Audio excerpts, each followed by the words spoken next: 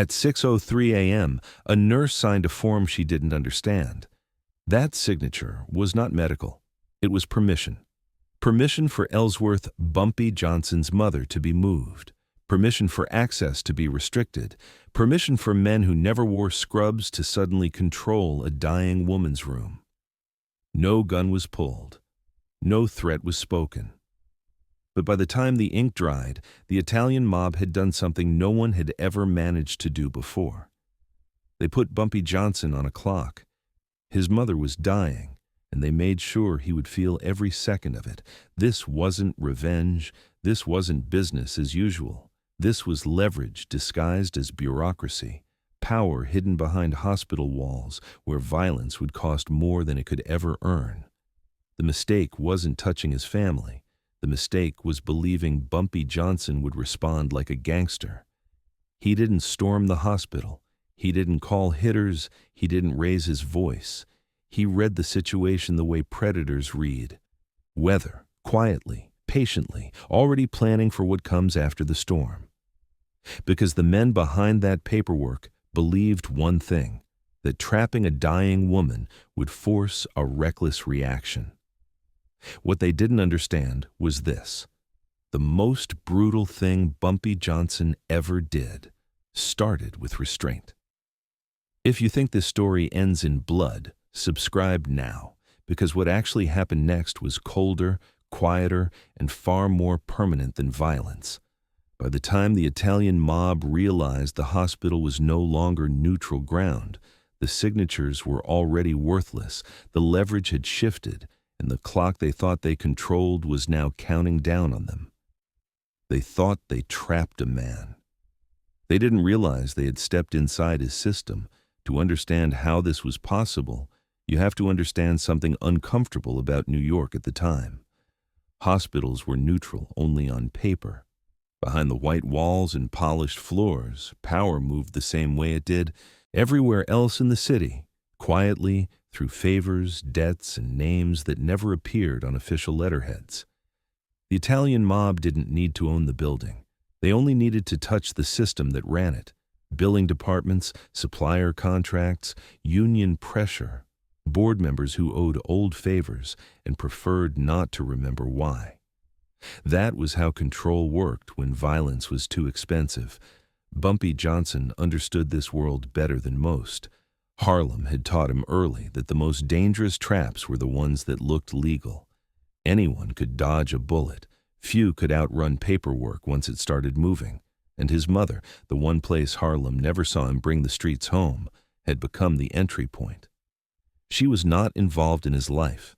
She did not profit from his power. She lived quietly, deliberately removed from the noise he created, which is exactly why she was perfect.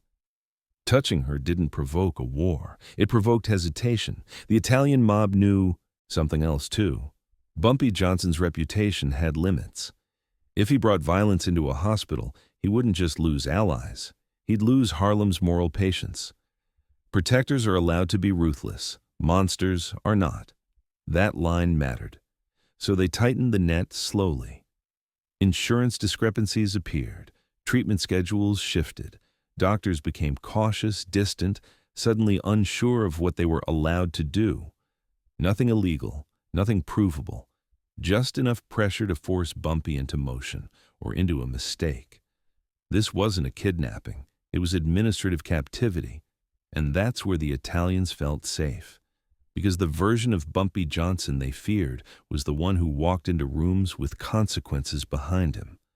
The one who settled disputes decisively, publicly, permanently. What stood in that hospital corridor instead was something harder to read. He didn't argue with nurses. He didn't demand explanations. He watched the flow of authority. The way a chess player studies a board mid-game, who deferred, who hesitated, who suddenly mattered more than they should. Every delay told him something. Every locked door revealed a hand behind it. By the end of the morning, Bumpy Johnson understood the trap completely. This wasn't about money. It wasn't about territory. It wasn't even about revenge. It was about forcing him to choose between his code and his blood. And once he understood that, the clock stopped being a threat. It became a weapon. By early afternoon, the hospital no longer felt like a place of healing. It felt like a holding room, not because anyone was armed, but because no one moved without permission. Orderlies paused before pushing carts. Doctors checked clipboards they didn't need.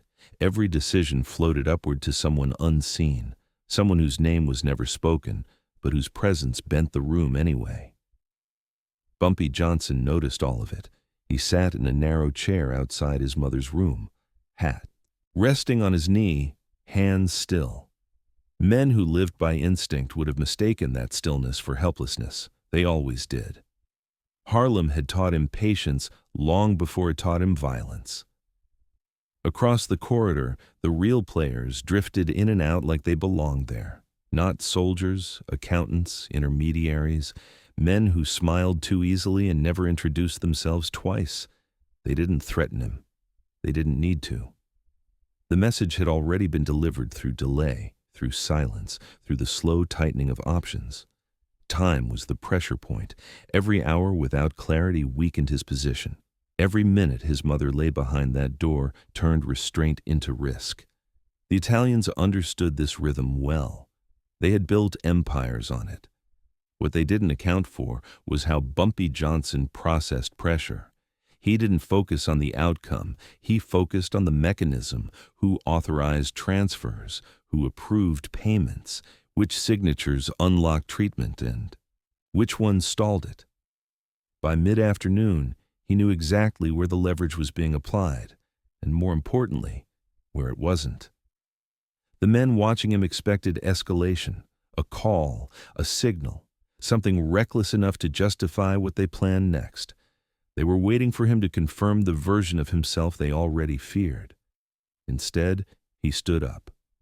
Not abruptly, not dramatically. He walked the length of the corridor once, slow enough to be ignored, precise enough to be remembered. He spoke to no one. He touched nothing. But when he returned to his seat, the atmosphere had shifted. Because now the waiting worked both ways. The Italians had built their trap assuming one thing, that Bumpy Johnson would treat this like a street problem, that he would try to force his way through it. What they didn't realize was that the street had taught him something far more dangerous. You don't break a system by hitting it. You break it by redirecting pressure. By the time evening settled over Harlem, the men who thought they were in control began to sense something slipping. Phone calls went unanswered. Approvals stalled in places that weren't supposed to stall. People who usually returned favors suddenly became cautious. The hospital hadn't changed. The balance had. And for the first time that day, the Italians began to understand something unsettling. They weren't waiting on Bumpy Johnson anymore. They were waiting on consequences. Night fell without ceremony. Hospital lights stayed bright, indifferent to the hour, washing everything in the same pale glow that erased time. For most people, night meant rest. For Bumpy Johnson, it meant clarity. Fewer faces, fewer voices, fewer places for influence to hide. This was the moment the Italians expected him to break. They had engineered the delay carefully, long enough to hurt, short enough to deny responsibility. If he reacted now, loudly, violently, the story would write itself. The papers wouldn't mention fine print or quiet interference. They would mention a gangster losing control in a hospital.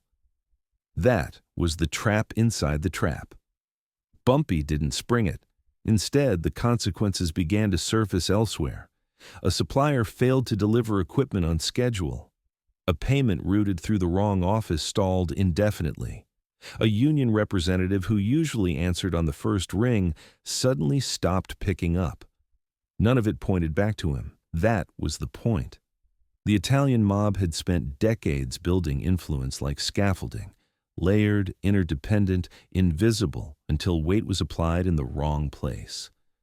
Bumpy didn't apply force. He applied timing. By midnight, the men who thought they were controlling the situation realized something had gone wrong. Their leverage still existed on paper, but paper was no longer moving the way it should. Authority that usually flowed smoothly now met resistance, hesitation, questions no one wanted asked, and all of it without a single threat. That was the brutality of it. Violence gives men something to react to. Restraint gives them nothing, except the slow awareness that they are exposed. Somewhere between 1 and 2 in the morning, access to Bumpy's mother quietly improved. Not officially, not publicly. Small things. A door left unlocked longer than before. A nurse suddenly willing to explain what had changed. The system was correcting itself, not out of mercy, out of fear. Because the Italians were learning, too late, that this wasn't a negotiation. It was an audit. Every favor they had leaned on was now being tested. Every shortcut was being illuminated by silence. By dawn, the message was clear. They could keep pushing and watch everything else unravel. Or they could retreat quietly and pretend none of this had ever happened. Bumpy Johnson never told them what to choose. He didn't have to. When the morning shift arrived, his mother's treatment proceeded without interruption. Forms were revised. Signatures reappeared where they belonged. The invisible hands withdrew. Nothing dramatic marked the end of the crisis, which is why it mattered. Because in a world built on intimidation, the most terrifying consequence is realizing no one needs to intimidate you anymore. The hospital returned to its rhythm, but the city did not. By the time the sun rose over Harlem, something fundamental had shifted, not visibly, not loudly, but decisively. The kind of change you only notice later, when familiar levers stop working the way they always have. The Italian mob felt it first. Phone calls that once produced immediate results now required explanations. Favors that used to be automatic came back with conditions. Men who had built their authority on the assumption of silence discovered that silence could turn against them. This was the cost of miscalculation. They had assumed Bumpy Johnson's power ended at the edge of violence, that without gunfire he would be limited, exposed, predictable. What they learned instead was that he understood infrastructure, the human kind, the financial kind, the reputational kind, better than they ever had. Word traveled carefully after that, not through threats or boasts, but through absence, the absence of cooperation, the absence of protection, the absence of patience. In Harlem, people noticed without being told. Shop owners stopped being pressured by the same names. Union disputes resolved themselves differently. Meetings that once excluded black intermediaries suddenly made room. No announcement marked the change. No banner claimed victory. Harlem didn't need that. Harlem recognized shifts in pressure the way sailors recognize weather. Bumpy Johnson never acknowledged it publicly. He didn't visit the hospital again once his mother stabilized. He didn't linger. He didn't dramatize what had happened. Power, to him, was something you exercised quietly and then let others argue about afterward. The Italian mob, on the other hand, had to reckon with a new reality. They had crossed a line they thought was invisible. They had discovered it was structural. Because the message Bumpy had sent wasn't about revenge. It was about boundaries. There were rules to the underworld, and there were consequences for pretending those rules didn't apply. By the end of the week, informal apologies arrived without names attached. Problems that hadn't existed before suddenly resolved themselves.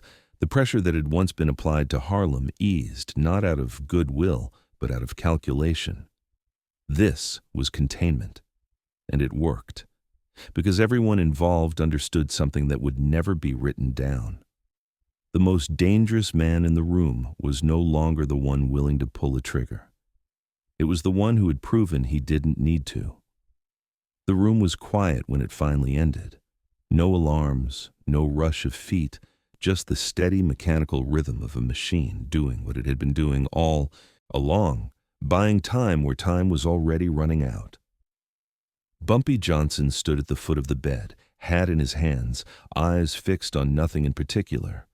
Power meant nothing here. Reputation meant less. Whatever rules governed the street had no jurisdiction in this room. His mother did not see the city shift. She did not see the pressure retreat. She did not know how many systems had bent to give her a few more hours of dignity. And that was the point. This was never about winning. It was about drawing a line so clearly that no one would ever mistake it again. In the years that followed, men would tell this story wrong. They would add violence that never happened, threats that were never made, blood that was never spilled. Because restraint is harder to believe in than brutality and far less cinematic. But the people who mattered knew the truth. They knew the day the Italian mob learned that Harlem's power did not live in guns alone. They knew the moment Bumpy Johnson proved that control, properly applied, could be more devastating than fear. After that, things changed, subtly, permanently. Hospitals stayed neutral, families stayed off limits, and when boundaries were tested, they were tested carefully. Bumpy Johnson didn't become softer as he aged. He became more precise. Because the older he got, the clearer the lesson became. Violence is a language everyone understands, which makes it easy to ignore. Restraint, on the other hand, forces attention. It forces recalculation. That day in the hospital did not make him legendary. It made him inevitable. Not because he had power, but because he knew exactly when to use it and when not to. And long after the men who signed those forms were gone, long after their names faded from memory, the rule they learned that day remained intact. You could challenge Bumpy Johnson. You could negotiate with him. You could even oppose him. But if you ever tried to use family as leverage, you wouldn't hear threats. You wouldn't see violence. You would feel the world quietly turn against you. That was the legacy, not fear, control.